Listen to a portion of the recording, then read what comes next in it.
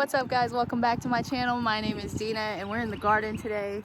I'm in the raised bed area and I'm gonna be planting some more potatoes today, and I want to show you guys how I do that. Right here behind me we have a raised bed that I planted with potatoes a few weeks back and they're growing real well. So I want to do one more bed in here with potatoes. I have a bag of organic potatoes I just bought from the store. They've started to sprout, so I'm gonna put them in the ground today and show you how I do that. Let's do this. These potatoes have just been sitting in my kitchen.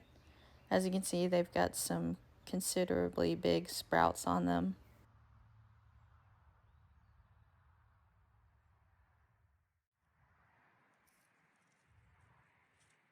I'm cutting these potatoes up with a machete, but you can definitely do this in your kitchen with a regular knife and be much safer. It was just such a beautiful day, I just wanted to get outside. I'm going to show you the two ways that I cut up potatoes in order to plant them. Some people bury the entire potato, but when you cut them up, you get more plants, which results in more potatoes.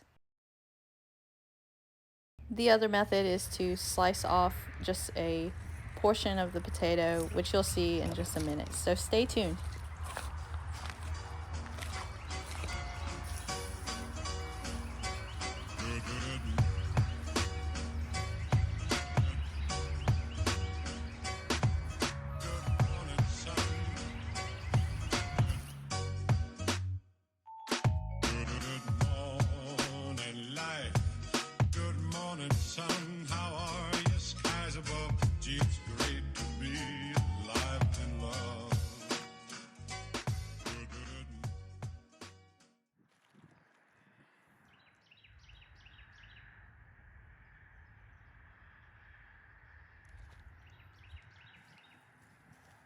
I bury my potatoes about 6 inches deep and roughly 4 potatoes per square foot. As you can see, our soil is nice and moist below 2 to 3 inches, which is real ideal for potatoes. You want to avoid overwatering because it can cause the potatoes to rot. Here behind me we have a new section of the garden for this year. We have some raised beds, and right here and in the one next to the wheelbarrow right here we have potatoes planted as well. Now we planted these potatoes early and they got hit by a couple of frosts and they did die back, but they've already started to come back to life. If I'm not mistaken, that won't affect production, but we will find out when we harvest these potatoes later in the year. So I'll give you some close-ups of these potato plants in our new raised beds.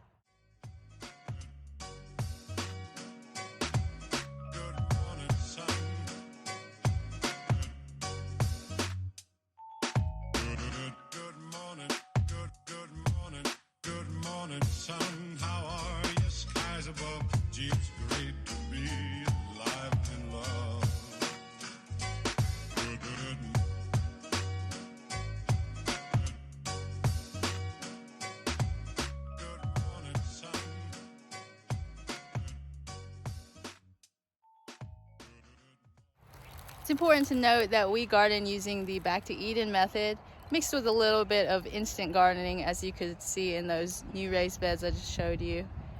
But here in these raised beds, we built these with a thick layer of mulch on the outside and then filled it up with organic compost.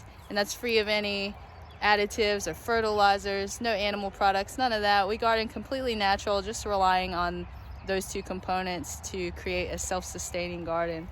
And I think these are ideal for root crops like potatoes, carrots, or beets, and radishes even, because the soil is a little more loose here compared to in the flat garden, and it just has a little more drainage and aeration because they're lifted from ground level.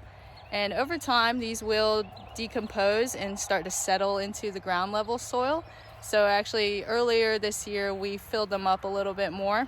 You'll have to do that every so often just to keep them filled up, but I think it is a great method to garden.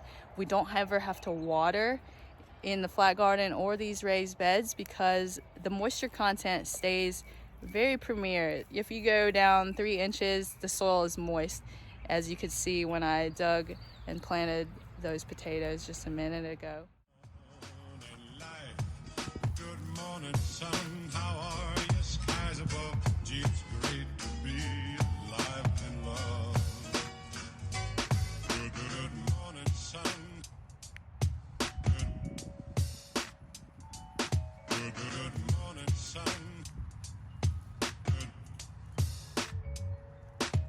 Good morning, life. Good morning, sun. How are you? Skies above. Gee, it's great to be alive and in love. Good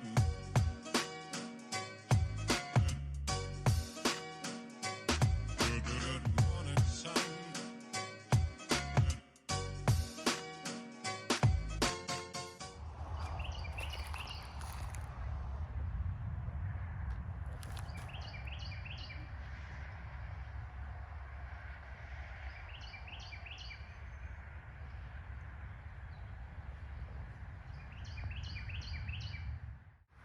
And that's it, guys. It's that simple. I've always had success growing our potatoes from organic store-bought potatoes.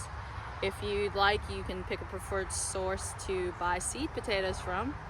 But I like doing it this way because I always have potatoes on deck for eating anyways. So if a bag starts to sprout quickly like this one, I'll let it go for a little bit and then just cut them up like you saw and plant them. Now there is a way to still eat the potatoes and use them for planting.